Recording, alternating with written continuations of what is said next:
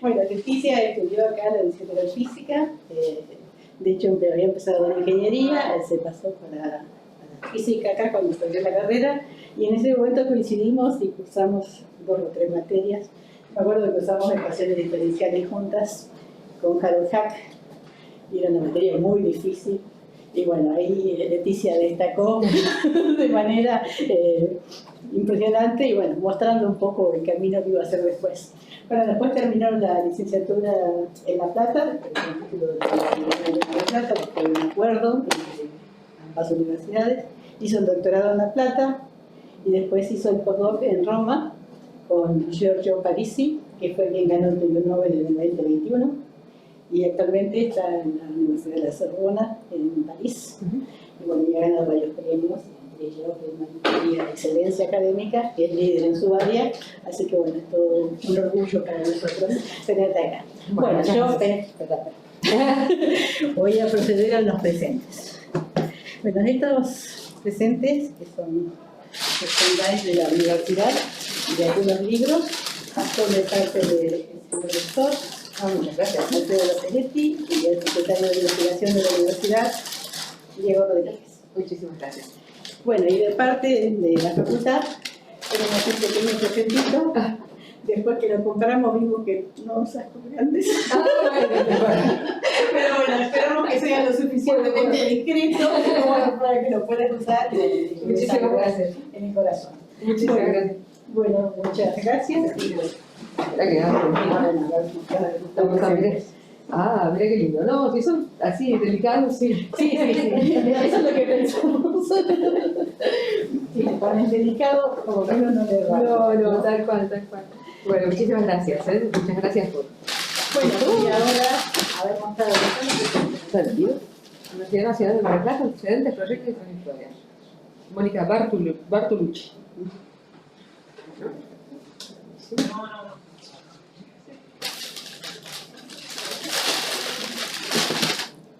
Y estas son. Mira qué linda. Este es el mismo que está en la municipalidad. Claro, Sí. Estuvo en ciencias económicas también. Sí, el entrada de ¿Esto? Ah, sí, el mural. El mural. ¿Está todavía? Sí, pero está en económica todavía. Nosotros tenemos una réplica en el decanato. Sí, Ah, sí. Y ahora, acá está la taza con el fantástico. Bueno, muchísimas gracias. Muchas gracias a todos. Les voy a contar algo, si no me dejar por ataque de tos, sobre trabajos que estuve haciendo recientemente con un grupo en Bari, dirigido por Pepe Gonella, que estuvo en Buenos Aires para StatFis, y un alumno mío que bueno, hizo la tesis en París, pero es de Barcelona y está en Barcelona, también viene muy seguido a Argentina, ahora no tanto porque tiene hijos, pero su papá es argentino, así que venía bastante seguido a Argentina. Y bueno, Ignacio Pago Navarraga, que tiene un apellido aún más complicado que el mío, que es profesor en Barcelona también. El tema del que les voy a hablar es lo que se llama materia activa. Les voy a dar algunos ejemplitos. Es bueno, un tema de lo que se llama materia, ¿cómo se dice en castellano? Soft matter, materia blanda. ¿Qué es la materia activa? Lo tienen que imaginar como materia, pero la diferencia con la materia estándar a la que estamos acostumbrados es que los constituyentes, llamemos los agentes, que están en interacción entre ellos y demás, la particularidad que tienen es que consumen energía pueden ser motores o fuentes de energía que tienen ellos mismos, es decir, la inyección de energía se produce a nivel microscópico en el sistema y cada uno de los constituyentes está recibiendo energía, imaginemos de un motorcito. Dado que está recibiendo esa energía, con esa energía puede ejercer un trabajo y en particular se puede desplazar. Entonces, le voy a dar algunos ejemplos después. La cosa especial de estos sistemas es que están todos estos partículas o batoncitos o bueno, formas más complicadas en interacción, pero que además se desplazan. La inyección de energía en el sistema es homogénea, en el sentido que no solo ocurre por los bordes, como podría ocurrir si uno se pone a revolver una taza de café o hacer un tipo de movimiento de este tipo sobre las paredes del container en el que está el sistema, sino que ocurre, como decía, a nivel microscópico y de la misma manera por todos lados en el sistema. Y además, estos sistemitas de partículas están en interacción con un baño térmico, por ejemplo, y pueden darle a ese baño térmico el exceso de energía que están recibiendo de estos motorcitos, lo que no usan en trabajo, y entonces hay disipación. Hay muchos ejemplos de materia activa, naturales y artificiales. Los naturales hay a todas escalas también. Escalas macroscópicas, como por ejemplo los grupos de pájaros que se están moviendo y haciendo formas interesantes en el cielo, o los cardúmenes, o grupos de células o de bacterias. Estoy bajando la escala en estos ejemplos. Pero también hay realizaciones artificiales que son muy simpáticas para hacer experimentos, porque en particular se pueden poner en 2 dimensiones. Y en 2 dimensiones en general pasan cosas raras, ¿no? Con las transiciones de fase y con el comportamiento de los sistemas de muchas partículas en interacción cuando no hay esta inyección de energía homogénea.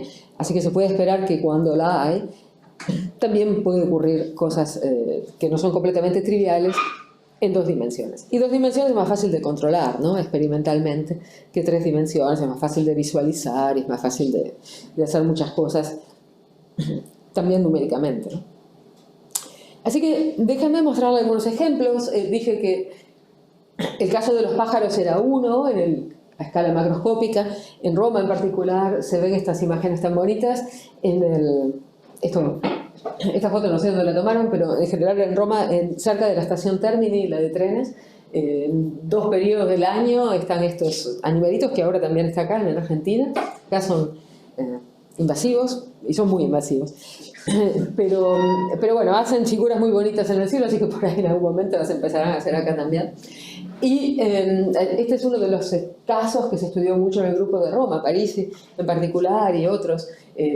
Bueno, hicieron métodos de visualización de estas estructuras tridimensionales para tratar de entender si hay un líder, qué tipo de interacción hay entre los pajaritos para formar estas figuras. En fin, se preguntaron distintas cosas para las cuales necesitaban métodos de visualización especiales, específicos. Y los revisaron y pusieron estas cámaras sobre la azotea, digamos, la terraza de un museo que está ahí en la estación, frente a la estación.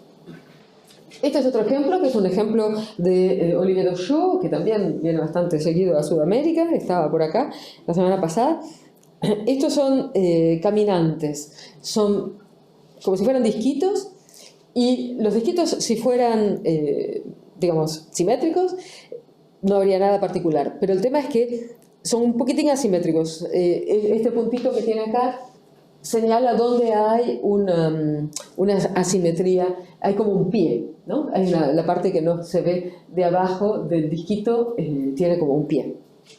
Y lo que hace Olivier es que vibra la base sobre la cual están estos disquitos, y entonces eso hace que los disquitos tengan tendencia, si estuvieran solos, a moverse en una dirección preferencial, que es más o menos la que, digamos, una dirección que está alineada con el centro del disco y ese punto particular.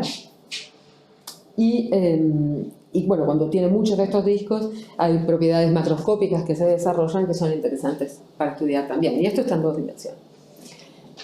Y después arriba hay otros ejemplos que son los que se llaman partículas Janus. Son partículas coloidales que tienen 2 caras, son esféricas y están dentro de una agua, digamos, una solución.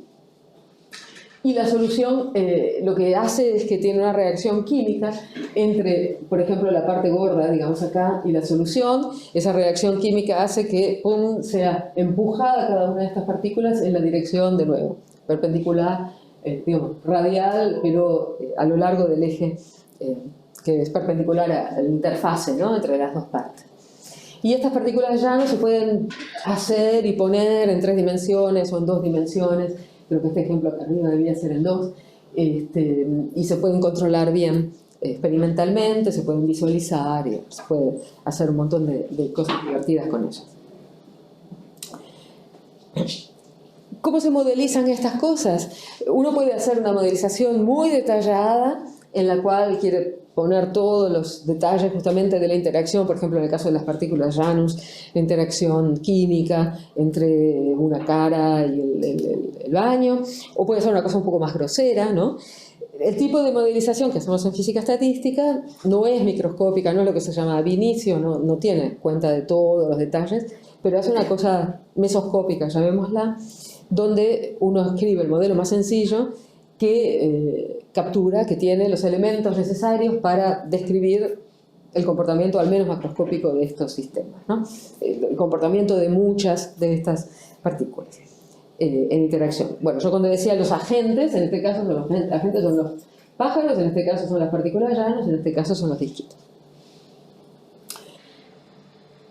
Entonces, ¿qué tipo de modelos usamos?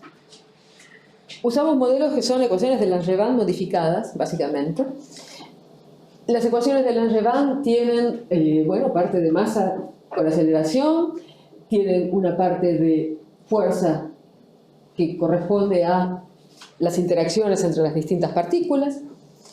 Este es el potencial de interacción, que depende de la distancia entre los centros de las partículas. Se pueden elegir distintas formas funcionales, por supuesto, para este potencial, pero es relevante y una buena elección para este tipo de problemas elegir un potencial que es de corto alcance y completamente repulsivo, no tiene atracción a largo alcance. Así que si están acostumbrados a Lennard-Jones, este Mie potential es como un Lennard-Jones muy áspero, digamos, muy vertical, que tiene una repulsión muy estricta a corta distancia, y después, bueno, está cortado, no tiene la parte de atracción a larga distancia. Y eso es relevante para este tipo de sistema. Entonces, este es Newton, ¿no? Este con este es ya solamente Newton. Langevin agrega la parte de fricción y la parte de ruido térmico. Y después, la cosa específica, o digamos nueva, asociada a este tipo de problemas activos, es que se le agrega una fuerza, que se llama la fuerza activa, que apunta en una dirección preferencial sobre la partícula que estamos mirando. Así que I es el índice de partículas, sobre la partícula I hay una fuerza activa de módulo F que actúa en la dirección NI. Y por ejemplo, en este dibujito acá, NI, bueno, es esa dirección negra, y después la fuerza en azul que continúa en el dibujito. Ahora, esta fuerza activa no está siempre en la misma dirección. ¿Por qué? Porque la partícula puede rotar. Entonces, la rotación de la partícula se modeliza con esta otra ecuación de Langevin, que simplemente le propone un random walk para el ángulo que forma la fuerza con el eje X. O sea, el θ es este ángulo que está aquí en este sketch, ¿no? Es este ángulo que está aquí. Este es otro ruido blanco también, Psi es un ruido blanco también. Tienen media cero y tienen correlaciones temporales dadas por estas expresiones. La temperatura del baño, como siempre en Langevin, aparece como prefactor, GABA el coeficiente de fricción también, y este es el ruido traslacional que está acá, y el ruido rotacional se le da otra constante bueno, delante de la función delta, este d de θ, y este d de θ, si uno hace un cálculo, que lo voy a mostrar después, está relacionado con el tiempo de correlación de la dirección sobre la cual están dando esta fuerza. ¿Qué quiero decir con eso? Quiero decir que, miremos esta figura acá, si yo miro la trayectoria de una partícula que sigue la ecuación que acabo de escribir, en interacción con todas las otras, ¿no? La ecuación complicada, pero igual, lo que va a hacer la partícula activa es que va a tener periodos largos de desplazamiento en los que se va a mover en una dirección preferencial, que es la dirección sobre la cual está actuando esa fuerza activa. Y después, porque la fuerza activa rota, debido a la ecuación esta, va a cambiar. ¿no? La trayectoria va a cambiar de dirección y va a ser este tipo de trayectoria roja que estoy señalando acá. Pero a diferencia de lo que pasa con las ecuaciones, con las partículas pasivas, donde no hay fuerza activa, el random walk, como ven, de la partícula pasiva, es primero que se va menos lejos que la activa, y después que no tiene estos periodos largos en los cuales es como que está corriendo en una dirección preferencial, como aquí, ¿no? Es mucho más aleatoria, no sé cómo decirlo, es mucho más ruidosa. El tiempo de correlación de la fuerza activa, bueno, se puede calcular fácilmente con ecuaciones que mostré antes, y lo que ocurre es que la fuerza activa a tiempos distintos está correlacionada como, bueno, el módulo al cuadrado y una decorrelación temporal exponencial con un tiempo característico tau p, y ese tiempo de persistencia se llama tau p, está dado por la inversa de este coeficiente de difusión del ruido rotacional. Bueno, estas ecuaciones son como el modelo estándar uno de los dos modelos estándar para este tipo de sistema, que mucha gente estudia, nosotros en particular, y tiene un montón de parámetros, ¿no? Tiene M, tiene gamma, tiene F act, tiene la temperatura, en fin, hay muchos parámetros. Para simplificar un poco la cosa e identificar cuáles son los parámetros más importantes para controlar el comportamiento del sistema global, uno se focaliza en, primero, fijar la temperatura del baño, porque, bueno, vamos a decir que el baño siempre es el mismo, fija gamma, fija la temperatura del baño, y después construye un parámetro adimensional que se llama el número de Peclet, que es el ratio, la división, entre el trabajo que ejerce la fuerza activa cuando desplaza a una partícula de estas una distancia igual a su radio, a su diámetro, sigma. Sigma es un parámetro que es el diámetro de la partícula, dividido la energía típica del baño, que es kBT, no, la energía térmica. Esto es una energía sobre otra energía, es un número dimensional, y lo más grande es Peclet, lo más activo y lo más fuera del equilibrio va a estar el sistema porque la fuerza activa es más grande comparada con la energía térmica, y lo más pequeño es Peclet contrario, ¿no?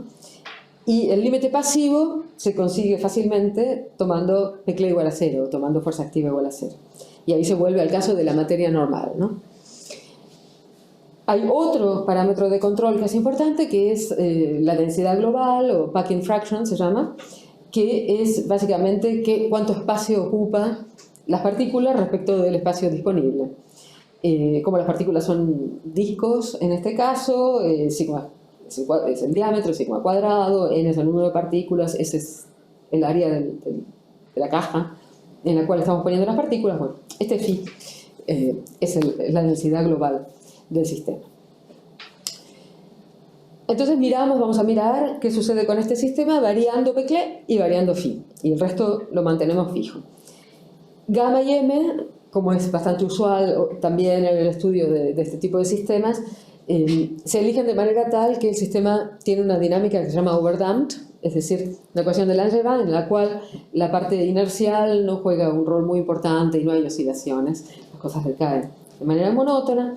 Y bueno, el valor de la temperatura que elegimos no importa demasiado, en las unidades nuestras es este valor, pero bueno, está fijo. ¿Qué tipo de preguntas se puede hacer uno en este contexto? Les voy a dar una lista y después, bueno, mirando la hora, veré hasta dónde llego con la descripción de lo que está pasando. Cuando uno tiene un sistema de este tipo de partículas en interacción o polímeros en interacción o lo que sea en interacción, obviamente tiene ganas de saber cuál es el diagrama de fases, ¿no? Y tratar de organizar los distintos comportamientos en un diagrama de fases.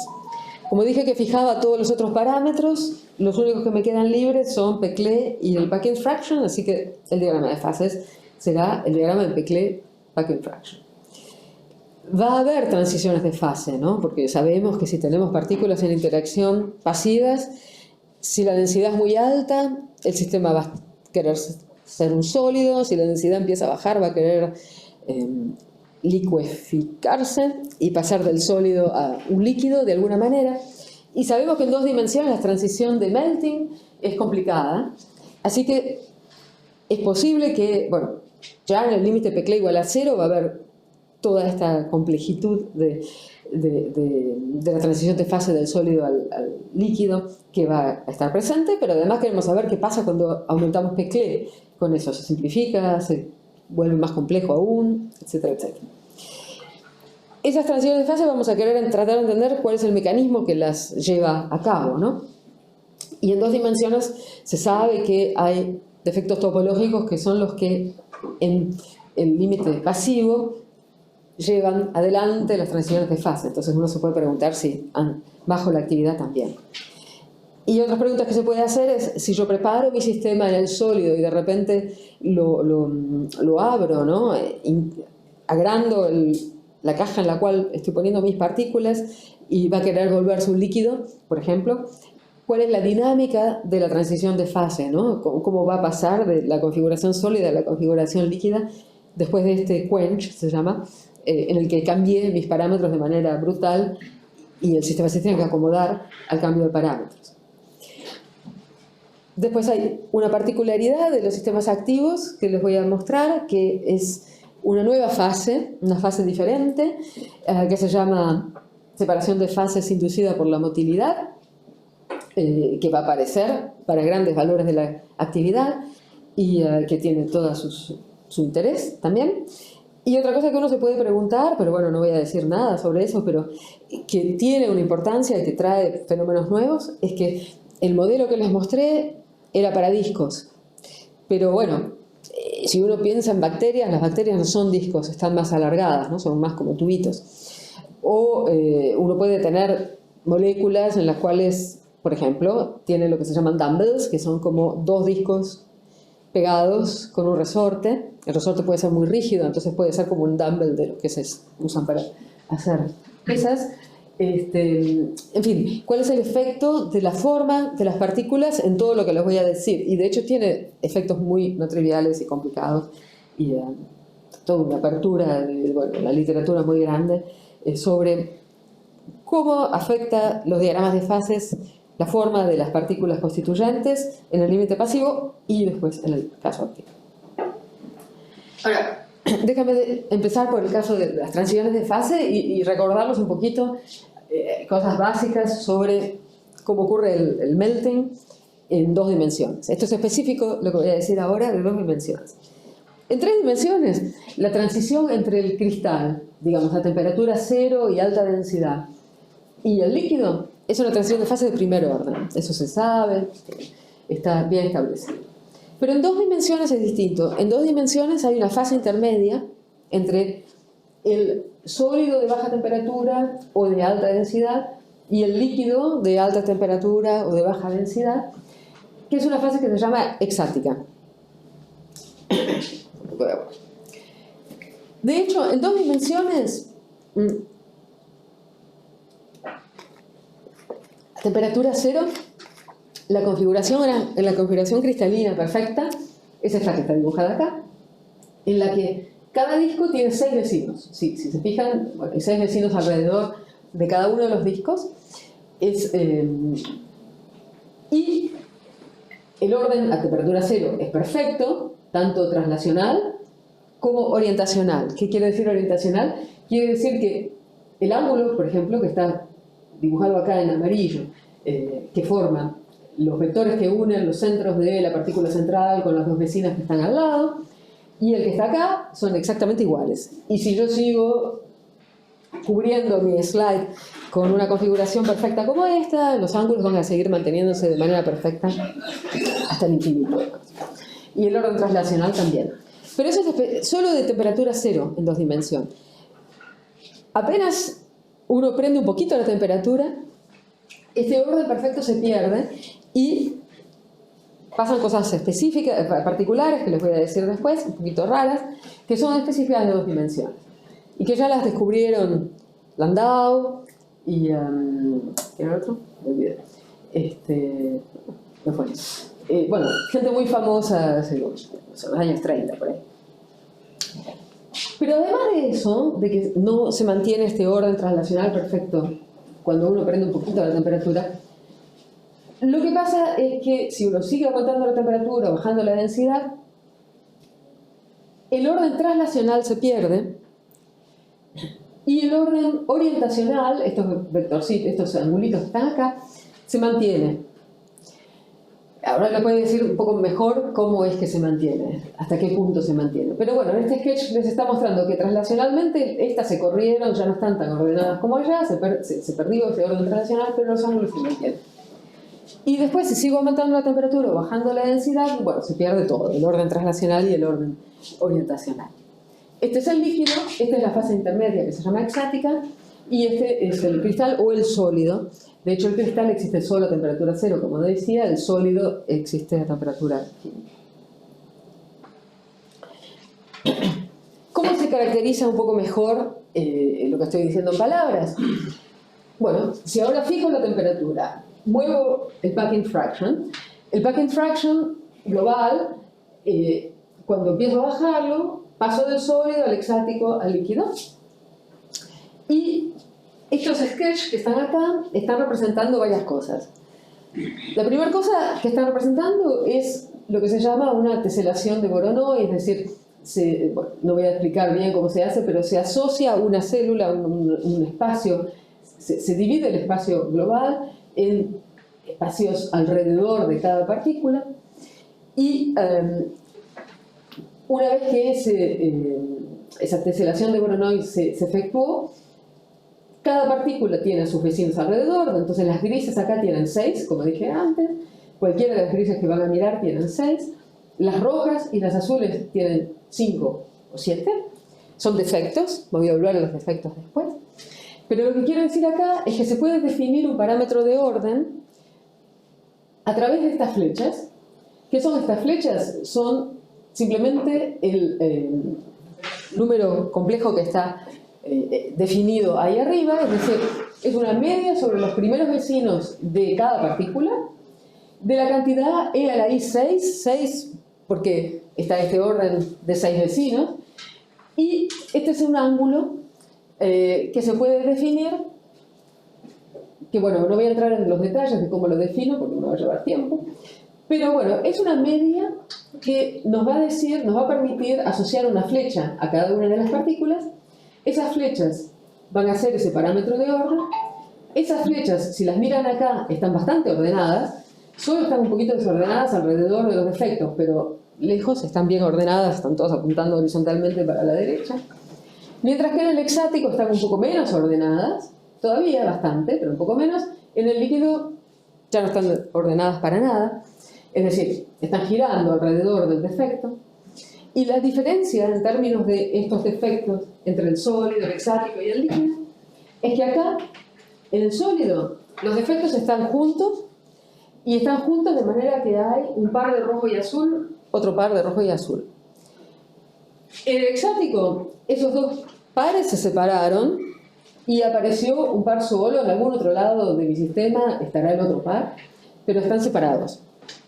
Y en el líquido, este par se separó también, y acá quedó la roja, la azul estará en otro lado, pero alrededor de la roja están las flechas girando, alrededor del azul estarán girando de alguna otra manera.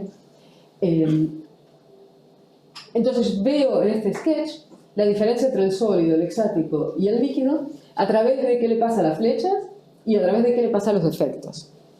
E insisto, los defectos son partículas que no tienen 6 vecinos, pero tienen 5 o 7, y eso se puede definir de una manera no solo visual, pero concreta, haciendo esta teselación de Voronoi.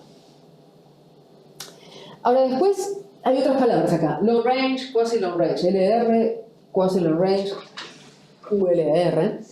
¿Y qué quiere decir eso? Quiere decir que en el sólido el orden translacional es de casi largo alcance. Quiere decir que las funciones de correlación que yo pueda escribir para caracterizar el orden translacional acá decaen como ley de potencia. Decaen, pero como ley de potencia. Decaen lentamente con la distancia. En el cristal no decaerían, pero el cristal, como dije, existe solo a temperatura cero. En cuanto tenga un poquito de temperatura ya no está más. Entonces, lo relevante en 2 dimensiones es este sólido, en vez de cristal, uso la palabra sólido, que quiere decir que las funciones de correlación translacionales decaen en ley de potencia. En cambio, el orden de las flechas es de largo alcance, Si hago funciones de correlación de ese parámetro de orden que está ahí arriba, me va a dar que no decae a cero, o sea, se va a dar una constante. En el hexático, en cambio, orientacional va como quasi-long range order, así que esta función de correlación de ese parámetro de orden decae como ley de potencia, mientras que cualquier medida de orden translacional va a ir como una exponencial a cero, y en el líquido todo decae exponencial. Muy bien, este tipo de funciones de correlación se pueden calcular para el sistema que les mostré antes, en el límite pasivo, pero también en el caso activo. Son simulaciones gigantes, hechas en Barcelona, en esa computadora que se llama Mare Nostrum en Europa, que todo el mundo usa, inclusive gente de acá, porque bueno, basta conseguir horas, pero la cuestión es que estas son simulaciones muy muy grandes, hay que usar sistemas muy grandes para estar seguro de no meter la pata con las medidas y además para tener datos más o menos limpios. Lo que estoy mostrando acá es el resumen del diagrama de fase de este sistema de partículas activas. No miren esta parte, miremos acá. Acá lo que está pasando es que en el límite de Peclet 0, esta es una escala logarítmica, pero bueno, digamos que el equilibrio está ahí, Peclet igual a 0, sin actividad. Vemos que el sistema pasa del sólido al líquido a través de justamente esa fase hexática de la que hablaba antes, pero es la parte azul o violeta, que casi ni se ve de tan chiquita que es, pero también hay una parte gris ahí. ¿Qué quiere decir esa parte gris? Quiere decir que la transición de fase entre el hexático y el líquido es de primer orden. Lo que vemos es que hay coexistencia entre el hexático y el líquido en esa pequeña zona del diagrama de fases a Peclet 0 y un poquito diferente de 0 también, pero bueno, sobre un intervalito de packing fractions que es bastante chiquitito, pero está.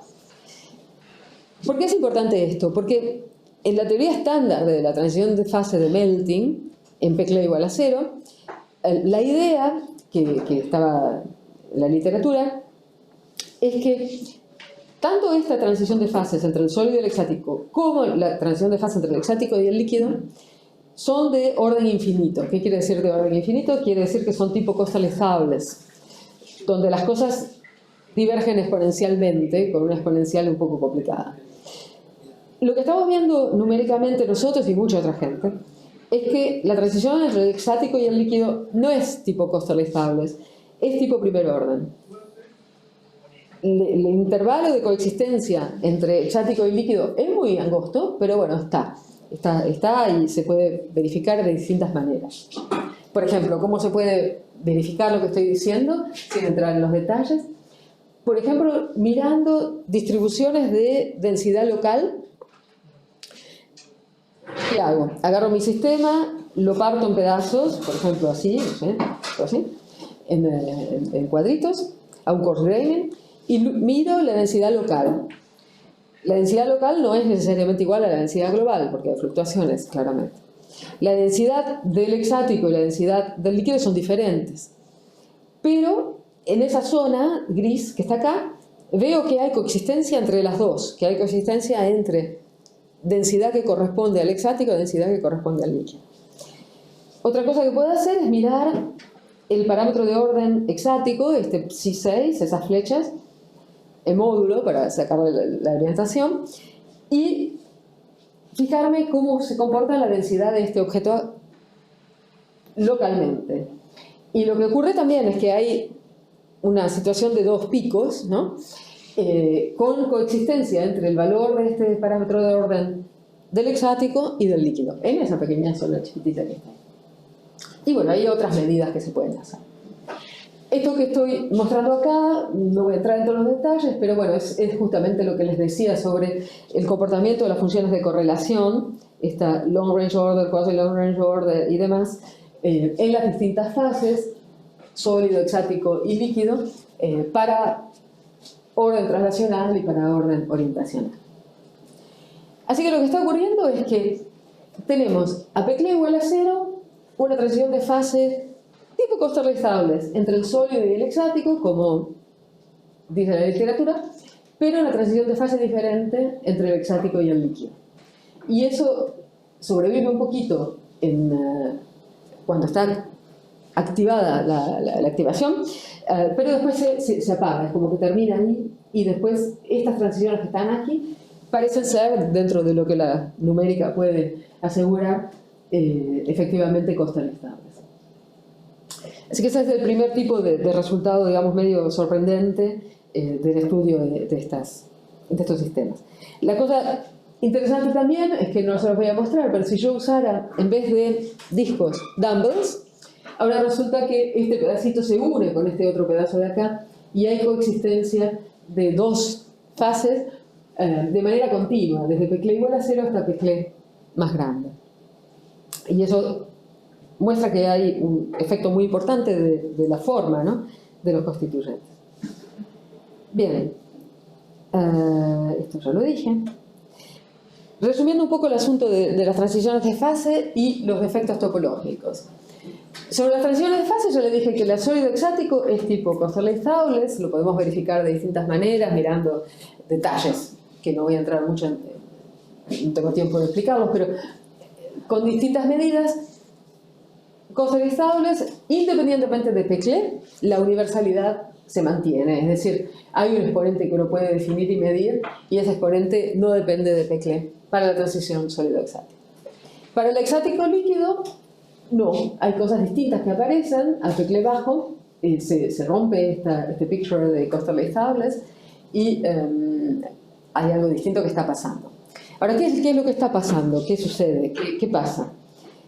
Ahí uno va a rever un poco cuál es la base, digamos, de la teoría de transiciones de fase de melting estándar y qué es el mecanismo que lleva a esas transiciones. Entonces, en la teoría lo que nos dicen es que, como les mostré en el sketch, la transición entre el sólido y el exático se debe al unbinding, ¿no?, de estos efectos que son 4 y se separan en grupos de 2. Si vamos a calcular, si vamos a contar, se puede hacer numéricamente, ¿cuántos hay de grupos de 2 en función del back-end fraction global? Bueno, de grupos de 2 sueltos, no junto con otros. De grupos de 2 sueltos hay 0 prácticamente en el sólido, numéricamente se separa un poquito de 0, un poco antes del valor de transición que medimos con otros medios, pero es verdad que acá empieza a crecer el número de grupos de 2 y si uno hace un fit de lo que está pasando con esta forma, de esta densidad de efectos de 2 que se llaman dislocaciones, en la transición entre el exático y el líquido, siguen la forma teórica, como decía, con este exponente nu que no depende de Peclet y que tiene el valor esperado. Ahora, si uno va a mirar los efectos aislados, los de uno solo, que se llaman disclinaciones, porque rompen el orden orientacional. Es 0 en el sólido, es 0 en el exático. Cuando empieza a haber líquido en la zona de coexistencia, a Peclet 0, sale de 0, pero bueno, ven que el valor es realmente muy pequeño, ¿no? Hay muy poquitos, muy poquitos. Y si uno trata de hacer un fit a una forma como esta, que es lo que se supone que tendría que ocurrir con el comportamiento de esta cantidad, no se puede, en fin, es tan chiquito el valor y es tan rumoroso, tan ruidoso y tan poco preciso que no se puede. El nu debería ser un medio para esta transición, suponiendo que fuera Costerley-Thouless, pero bueno, ya estamos diciendo que no es Costerley-Thouless, así que ya también eso hace que la teoría estándar no se aplique, ¿no? Ahora, esto lo puedo saltar. Ahora, si uno mira las configuraciones y trata de identificar dónde están esos defectos aislados, las disclinaciones, uno encuentra que hay una acá, por ejemplo, otra acá, y ya está. En esta figura no hay más. Hay muy poquitas, pero además de ser muy poquitas están rodeadas de otros defectos. Y esta es una configuración instantánea, ¿no? Si yo la dejo evolucionar un poquito, esta que estaba sola acá, muy probablemente, se va a mover y se va a poner pegada a este otro rojo que está acá. Y no va a estar aislada más. Además, aislada es un poco difícil de decirlo, ¿no? Cuando está acá rodeada de todas estas otras y hay solo distancia una partícula entre la central y el borde, y lo que la circunda. Y parecido acá. Hay solo una partícula y esta, si se mueve, se pega a la otra. O sea que libres no están, seguro. y son muy pocas. Ahora, si uno en vez de concentrarse en estas disclinaciones, estas son las dislocaciones están bastante más lejos del resto y hay muchas más, así que eso está bien, las de 2, pero las de 1 es un problema. Y si además observa que hay clústeres de defectos, ¿no? Porque acá hay un clúster, acá hay otro clúster, en fin, hay varios clústeres de defectos. Acá hay una línea, ¿no?, de defectos, en fin. Si uno empieza a mirar los clústeres de defectos ahora, se da cuenta que los clústeres de defectos, que son las rojas, las líneas rojas, los puntos rojos que están acá, los clústeres de defectos salen de 0 en cuanto aparece el hexático. Aquí, bueno, no son tantos, ¿está bien? Pero en cuanto aparece el líquido, los clústeres de defectos dominan. Esta densidad es el número de partículas que pertenece a un defecto sobre el número de partículas total. Que pertenece a un clúster, perdón. En el caso rojo, es el número de partículas defectuosas que pertenece a un clúster. Así que los defectos en los clústeres dominan en cuanto aparece el líquido. Y esto lo estoy haciendo Peclet 0, pero bueno, va a ser lo mismo en otros valores de Peclet. Uno puede tratar de hacer un análisis de percolación, porque si las mira esos clústeres de defectos, resulta que parecería ser que van a percolar, no exactamente sobre, pero muy cerca de la transición entre el hexático y el líquido, sea cuando hay coexistencia como cuando no la hay. El análisis numérico, bueno, tiene los efectos que tiene, da ligeramente distinto de, acá está muy agrandada la escala, pero bueno, está ligeramente off el lugar donde ocurre la transición entre el hexático y el líquido, pero no está demasiado lejos. Y si uno mide, bueno, uno puede medir fractal properties, puede medir el Fisher exponent, está pasando algo muy parecido a critical percolation con los clusters de defectos en 2 dimensiones. Ahora, por supuesto, ustedes me pueden decir, ¿por qué asocias la percolación de los clusters de defectos con la transición si está separada, ¿no? Ahora, si uno hace un pequeño coarse graining y en vez de trabajar a escala de una partícula, trabaja a escala de 2 partículas o a escala de 3 partículas, por ejemplo, particiona esto de alguna manera y ubica dónde están las células de esa partición en donde hay defectos y hace clústeres de eso, esta línea se mueve para arriba y muy rápido se pega con la otra.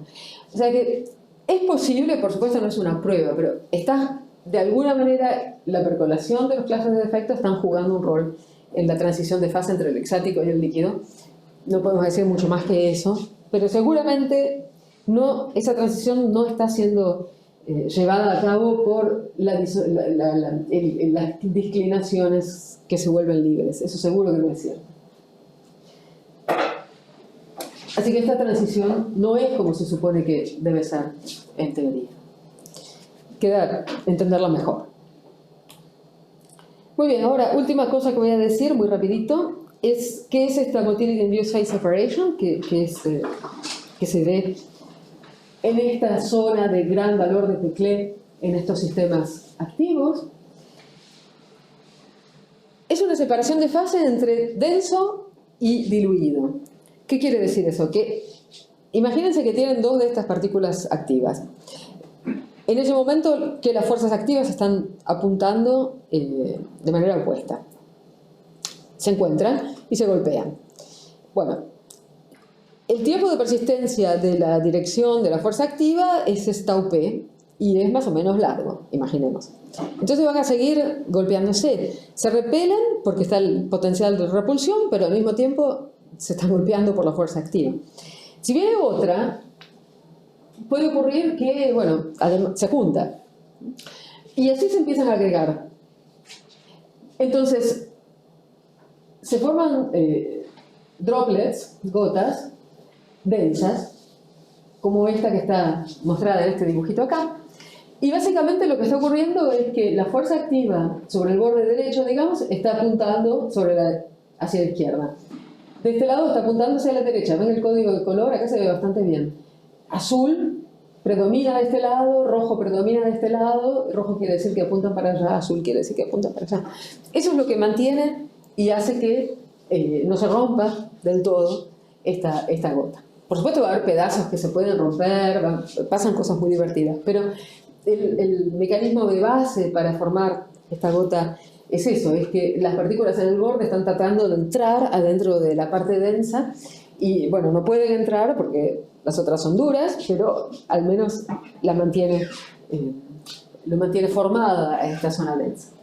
Después hay agujeros, ¿no? Hay bubbles adentro, hay muchas cosas de estructura interesante que se podría decir sobre esta fase densa, pero eso es lo más, digamos, marcante. Como acá, lo que está pasando entonces es que si uno, por ejemplo, se pone a un valor de packing fraction bajo, a este valor de Peclet alto, dentro de esta fase mix, el sistema va a ser predominantemente diluido, pero va a tener una parte que es densa. Entonces, si uno hace, por ejemplo, la distribución de probabilidad de las densidades locales, cerca del límite bajo de esta zona mix, hay sobre todo gas. Entonces, el pico de densidad baja es muy alto y el pico de densidad alto es muy bajito. Pero hay una parte densa. En cambio, en el otro extremo, es sobre todo denso el sistema, el pico de parte de densidad alta es alto y el pico de densidad baja es bajo. Y ven que la posición del pico es siempre la misma. No, los picos no se mueven, es como en un problema de separación de fases normal, con la level rule, ¿no? No sé si me acuerdan de eso, pero la cuestión es que la densidad de la parte densa es siempre la misma y está definida, está determinada por el punto límite, que está acá, de la parte gris. Y la densidad de la parte baja es la densidad que está aquí abajo. Y después lo que se hace es, bueno, un pico sube, el otro pico baja. La gente se preguntó si entonces lo que está pasando acá, dando vueltas el diagrama de fases, es lo mismo que en una separación de fase estándar entre una mezcla, por ejemplo. Si uno entra aquí, va a querer separar, por ejemplo, no sé, agua y aceite, y si uno entra por este lado a la fase mix, quiere separar la parte densa y la parte no densa de la misma manera que en el caso pasivo o no, o hay algo específico del caso activo. Y bueno, ahí hay muchas cosas que se pueden decir. Déjenme saltar un poco acá, porque si no me llevaría más tiempo. Quizás lo más divertido es que si uno mira cómo crece en el tiempo la parte densa, esto básicamente es este R que está acá, es la longitud típica de la parte densa cuando uno hace este mix, esta motility induced phase separation. Después de un transiente, la manera en la cual esa parte densa crece en el tiempo va como tela un tercio. Esto se mide numéricamente con mucha precisión. Y ese tela un tercio es lo mismo que se obtiene con las teorías estándar de separación de fase en el caso pasivo. Se llama Lifshitz-Liouville-Wagner o Oswald-Ripening, hay varios nombres asociados. T de un tercio es un exponente de un tercio, es un exponente universal que caracteriza la separación de fase pasiva. Ahora, acá estamos en el caso activo. Al final de cuentas, lo que está pasando en este caso activo, ¿es lo mismo que pasa en el caso pasivo o es distinto? ¿Qué pasa en el caso pasivo?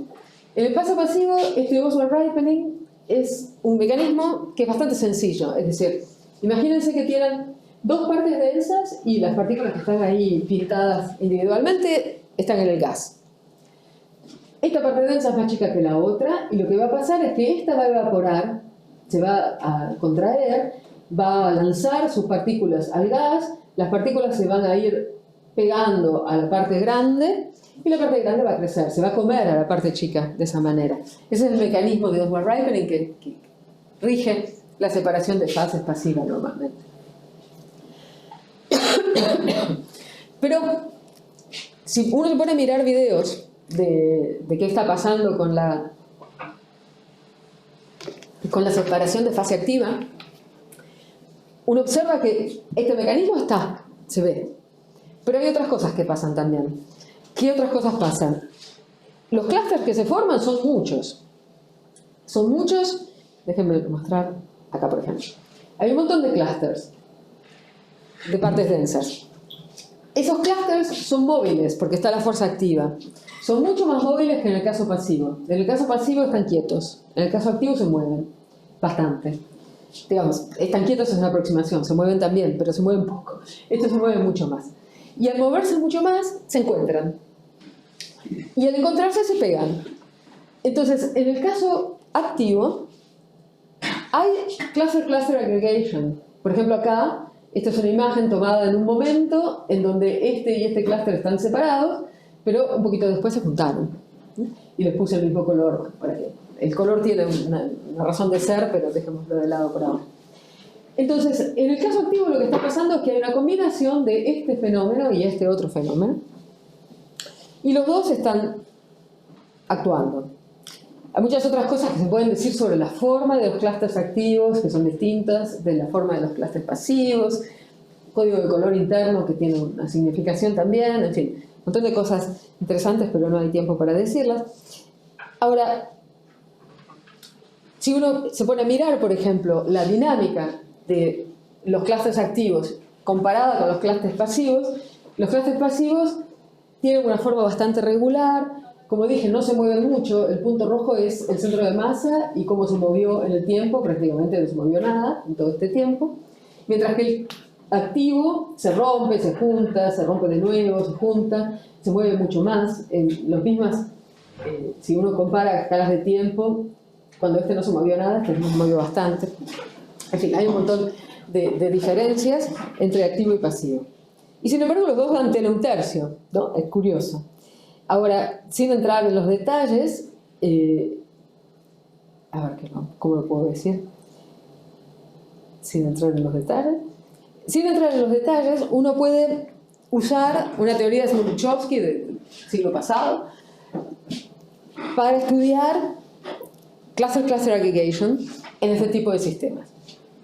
Y para extraer de esta teoría, que es muy sencilla, el exponente que va a caracterizar el crecimiento de la parte densa, el crecimiento de los clústeres en media.